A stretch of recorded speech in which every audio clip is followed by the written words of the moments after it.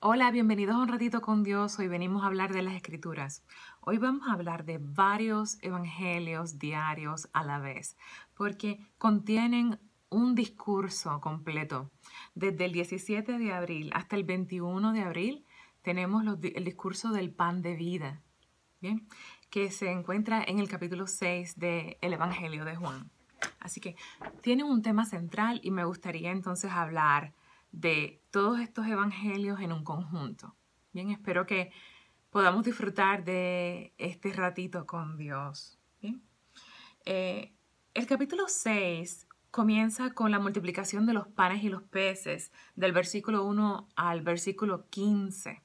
Bien, y después, ese fue uno de los evangelios. Después sigue la tormenta, versículo 16 al 21. Bien, eso fue el 14 de abril. Y luego el 15 de abril teníamos la multitud a la orilla del lago, que es versículo 22 al 29. Bien. Y comenzamos hoy lo que se le llama el gran discurso del pan de vida.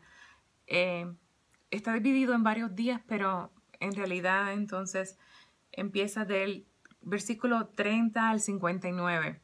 Y después, al final del capítulo, que son los versículos 60 al 69, está lo que se le llama como que un confrontamiento, ¿no? Entre Jesús y sus discípulos, quienes muchos de esos escandalizados por el discurso de pan de vida lo abandonan, ¿no? Y él se queda cuestionando a los que se quedan, ¿no? Y preguntándose si estos también iban a dejarlo. Entonces, en el comienzo de el capítulo 6 tenemos la multitud, ¿no?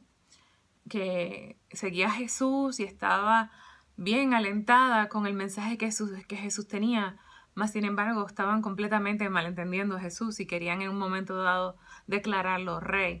Lo buscaban de alguna manera no porque estaban creyendo y entendiendo el mensaje de Jesús, sino porque no querían perderse la próxima vez que Jesús los alimentase. ¿Bien? Y esa era, no querían perderse de la próxima comida. Entonces ahí Jesús dijo, me buscan no porque vieron los signos, sino porque se llenaron de pan, básicamente, es lo que dice Jesús. De alguna manera, esa incomprensión también la tenía otra parte del Evangelio de Juan, y esta vez en el capítulo 4, cuando Jesús se encuentra con la samaritana, y la samaritana también de alguna manera entiende que la oferta de Jesús era realmente agua que no te iba a volver a dar sed, ¿no? Entonces, en ese discurso donde Jesús les explica a ellos, mira, esto es un pan que no les va a volver a dar hambre, ¿no? Ellos responden a esto, Señor, danos siempre de ese pan, ¿no? Una confirmación. Y cuando el Señor Jesús, ¿no? Le está explicando a la samaritana sobre esa agua que nunca le va a volver a dar sed, ¿no? La samaritana le responde de una manera similar, ¿no? Dice, Señor, dame de esa agua para que no tenga que venir aquí a buscarla en el pozo, ¿no? Pero sabemos que en esta respuesta de alguna manera también hay cierta confusión, ¿no? Y tampoco entienden un poco cuál es realmente la oferta que Dios tiene, ¿no? Ellos cuestionan a Jesús como que, ¿qué tú nos vienes a ofrecer, no? Nosotros aquí somos consumidores, así que danos una buena oferta por la cual nosotros no tengamos razón para no seguirte. Y le dicen como que, ¿qué signo vas a realizar tú para que lo veamos y podamos creerte? ¿Cuáles son tus obras? Y entonces básicamente le dicen la última oferta, ¿no? Que ellos pensaban que era la mejor oferta que habían recibido como pueblo, y era el maná en el desierto que Dios le había dado al pueblo. Entonces ellos le dicen, se lo adjudican a Moisés, y Jesús le dice, no, esto no fue Moisés, esto fue Dios quien le dio a ustedes el maná en el desierto, ¿no? Pero entonces después, más tarde, él les revoca esto y decirles, ustedes están pidiendo bien poquito, porque aquellos que comieron el maná en el desierto, sus padres que comieron el maná en el desierto, murieron. Bien, pero entonces él le dice, hay una diferencia de lo que Dios le ofreció a ustedes y a sus padres en el desierto a lo que yo les ofrezco ahora, porque este pan que ha bajado del cielo para que quien lo coma no muera. Yo soy el pan vivo que ha bajado del cielo. El que coma de este pan vivirá para siempre. Y el pan que yo les voy a dar es mi carne para que el mundo tenga vida. Bien. Entonces, nos hacemos la gran pregunta de esta multitud que está preocupada por su próxima comida. Somos gente hambrienta. Bien. Como tal, a veces pensamos con el estómago. Entonces, ¿qué comemos? ¿Cuál es nuestro apetito? ¿Buscamos algo que nos sostenga y nos nutra? ¿Que alimente y energice? ¿Que nos llene y satisfaga?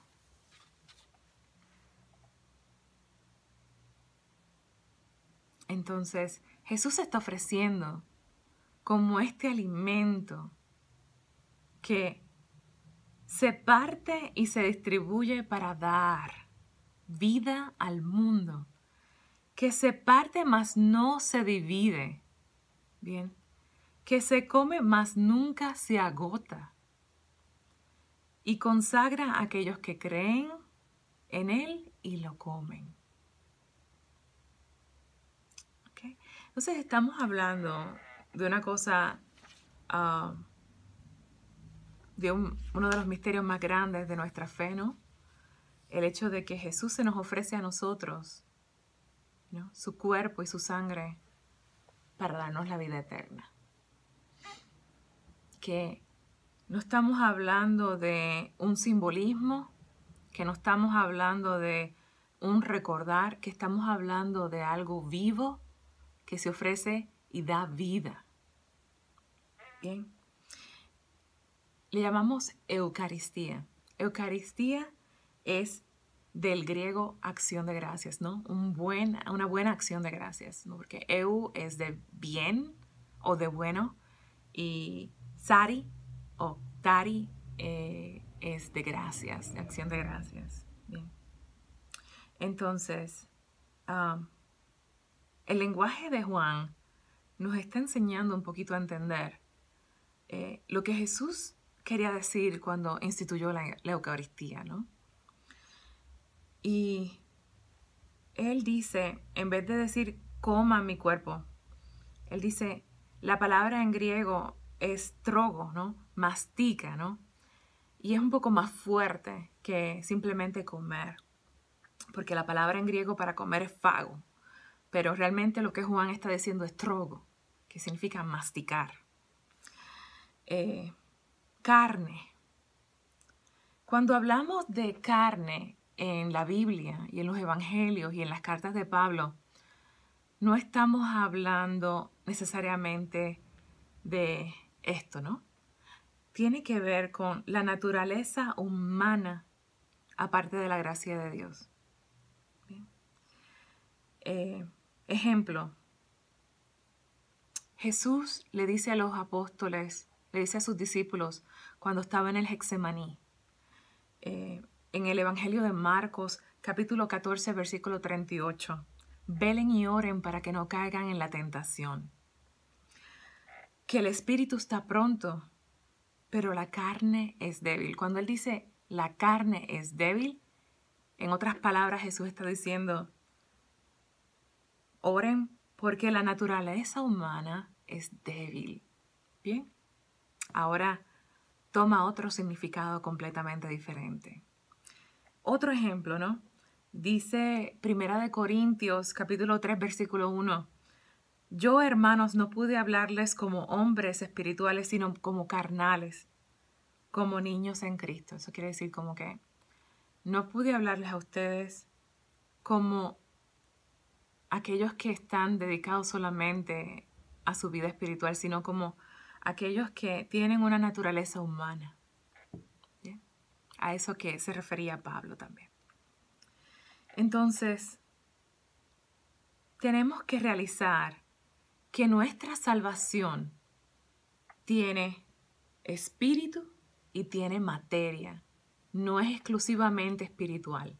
También tiene algo material. Y ahí es cuando nosotros diferimos a otras personas y a otros grupos cristianos, porque había un grupo cristiano que se llamaban los gnósticos, donde ellos no podían concebir la idea de que la salvación contenía espíritu y contenía materia. Y fueron mucho más allá para decir que Jesús vino al mundo con apariencia de humano, pero que jamás fue humano. Básicamente estaban diciendo los gnósticos que Jesús vino como un Dios que parecía un ser humano. Y entonces, por consecuencia, ellos rechazaban todo lo que era carne, ¿bien? Y ellos pensaban que su salvación solamente era espiritual. Y hay muchos que todavía tienden a rechazar nuestra materia como materia de salvación. Mas, sin embargo, Jesús en el Evangelio de Juan, en el capítulo 6, quería recalcar que nuestra salvación es material y es espiritual. ¿Bien? Algo espiritual no significa que no tenga sustancia material. A menudo significa que es dominado por lo espiritual. Entonces estamos llamados a vivir una vida donde nuestro espíritu domina la materia. Eso no quiere decir que vamos a dejar la materia a un lado, sino que somos regidos por el espíritu. ¿Bien? Más sin embargo, es bien importante lo material, ¿no? Es bien importante nuestra experiencia material, ¿no? Nuestra experiencia y nuestra naturaleza humana. Y eso es parte del plan de salvación. Entonces, somos espíritu y vida. Lo espiritual no excluye lo material. Y esta es una trampa por la cual nosotros no debemos de caer. En Primera de Corintios, capítulo 15, versículo 44, dice: se siembra un cuerpo animal, resucita un cuerpo espiritual. Pues si hay un cuerpo animal, también hay un cuerpo espiritual. De una vez, recalcando, son las dos cosas, son las dos cosas. Entonces, de alguna manera Jesús quería mostrarnos a nosotros dentro de su resurrección que nosotros vamos a tener un cuerpo físico en nuestra resurrección y a la vez un cuerpo resucitado, es espiritual. Bien. En Lucas, capítulo 24, versículo 39, tiene un ejemplo perfecto que habla sobre esto y dice: miren mis manos, miren mis pies, soy yo mismo. Pálpenme, vean, porque mi espíritu no tiene carne y huesos como un espíritu no tiene carne y huesos como lo que tengo yo, ¿no? Un cuerpo resucitado que tiene carne, que tiene huesos, que come, que bebe. Bien. Entonces, de otra manera, entender la salvación nos volvería unos herejes gnósticos, ¿no? Sería incompleta. Y es importante entender esto para entonces nosotros entender que cuando Jesús dice, yo les aseguro que si no comen la carne del Hijo del Hombre y no beben la sangre, no podrán tener vida en ustedes. El que come mi carne y bebe mi sangre tiene vida eterna y yo lo resucitaré el último día. Eso quiere decir como que cuando Él dice carne y sangre, Él no está relajando. Él no está haciendo algo, un símbolo, no está haciendo algo que es simbólico, no está diciendo, Él está diciendo algo real, algo que es cierto, ¿bien? Entonces, cuando nosotros nos acercamos a la Eucaristía, ¿bien? Nosotros no estamos recordando la última cena, ¿no? Y nosotros no podemos ignorar sus palabras, ¿no? Tengan este pan que es mi cuerpo, tengan este vino que es mi sangre. No, cuando nosotros nos acercamos a la Eucaristía, nosotros estamos consumiendo el cuerpo de Cristo. Estamos consumiendo la sangre de Cristo. Es real. He ahí el escándalo de algunos discípulos. He ahí que ellos no podían concebir esta manera en que Jesús quería quedarse con nosotros. Entonces, cuando nos acercamos a la Eucaristía, es la real presencia en el pan y el vino. Es Cristo completo. Bien, no dividido, no una partecita. Es Cristo completo. Cuerpo, sangre, alma y divinidad. Ese es Jesús en la Eucaristía. San Ambrosio nos dice una cita bien importante. Dice que si la palabra del Señor Jesús es tan poderosa como para traer a la existencia cosas que no existían, bien, en el principio fue la palabra. Recuerden que cuando Dios habla, Dios crea.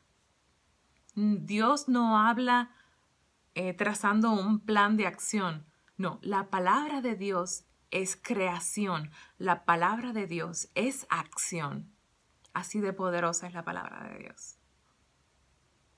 Entonces Ambrosio dice, si la palabra de Dios es tan poderosa como para traer a existencia cosas que no existían, con mayor razón y convicción podemos asegurar que las cosas que ya existen pueden ser cambiadas por otra cosa. Bien, entonces, si Dios pudo crear de la nada el universo, ¿por qué es tan difícil para nosotros creer que puede convertir el pan y el vino en cuerpo y sangre de Cristo? Bien. Entonces, esto no fue algo fácil para los discípulos entender. Decían cosas, ¿no? Ya estamos por el versículo 60, ¿no? del capítulo 6. Decían cosas como que este modo de hablar es intolerable. ¿Quién puede admitir eso? No es porque Jesús estaba diciendo algo simbólico, es porque Jesús realmente, literalmente, se estaba dando cuerpo y sangre, alma y divinidad. Y Jesús se da cuenta de esos murmullos y le dice, ¿esto los escandaliza? ¿Qué sería si vieran al Hijo del Hombre subir a donde estaba antes? El Espíritu es quien da la vida. La carne para nada aprovecha. Las palabras que les he dicho son espíritu y vida. Y a pesar de esto, algunos de estos no creen. Algunos de ustedes no creen. Por eso les he dicho que nadie puede venir a mí si el Padre no se lo concede. Entonces, reconocemos que entender o amar este regalo de Jesús es un don de Dios y es un don del Espíritu Santo. Pero sabemos que Jesús de alguna manera estaba un poquito dolido de que no podían entender este mensaje y se dirige a los 12, ¿no? A los apóstoles y les dice, ¿también ustedes quieren dejarme? Pero Pedro, ¿no? Mi favorito. Pedro le responde, ¿no? De una manera hermosa. Bien. Y esa debe ser nuestra respuesta siempre a Jesús. Él les dice, ¿a quién iremos, Señor? Tú tienes palabra de vida eterna y nosotros creemos y sabemos que tú eres el Santo de Dios. ¿A quién iremos? Tú eres quien nos va a llevar a la vida eterna. ¿A quién iremos? Entonces, sí es complicado, sí es extraño, pero Jesús quiere enseñarnos a nosotros que la salvación no es algo mental, ¿bien? No es algo sentimental. De otra manera, Jesús no hubiera venido al mundo, no se hubiera hecho carne para salvar nuestra carne. Nos hubiera mandado mensajes desde allá arriba, desde una nube, ¿no? Para salvar nuestro espíritu.